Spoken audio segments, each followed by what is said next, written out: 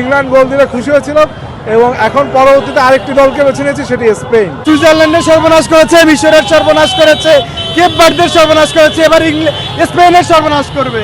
Football তো গোলের খেলা, গোল হলে যে কোনো দলের গোলে আমি আনন্দিত হই। কথা হয়ে গেছে। আজকে দেখেন ফুটবলের জনক ইংল্যান্ড, তার থেকে বড় কথা আবার ল্যাটিন আমেরিকীয় ফুটবল কিন্তু আপনার আর্জেন্টিনা। দুই দলকে সমর্থন করেছি, কিন্তু ইংল্যান্ড গোল দিলে খুশি হয়েছিল এবং এখন পরবর্তীতে আরেকটি দলকে বেছে নিয়েছে, সেটি স্পেন।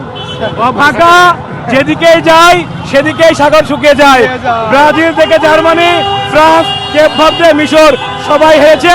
তার ধারাবাহিকতায় স্পেন হারবে ফাইনালে এবং back to back champion Argentina হবে।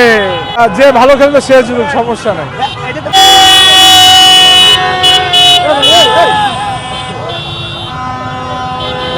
এটা তো পিএমের দল ছিল। ডিরেক্ট বলেনি উনি ইংল্যান্ড করে যে কোনো দল জিততে পারে। আমরা একটা সুন্দর ফাইনাল দেখার অপেক্ষা। আমার মনে হয় স্পেন জিতবে। এবার স্পেনের সর্বনাশ করবে। এর আগে আরো সুইজারল্যান্ডের সর্বনাশ করেছে, মিশরের সর্বনাশ করেছে, কেপ ভার্দের সর্বনাশ করেছে, এবার স্পেনের সর্বনাশ করবে। সেই দলই হেরে যাচ্ছে, আপনি কি মনে করেন? এটার বাস্তবতা ফাইনালে বোঝা যাবে। Thank you. এটাই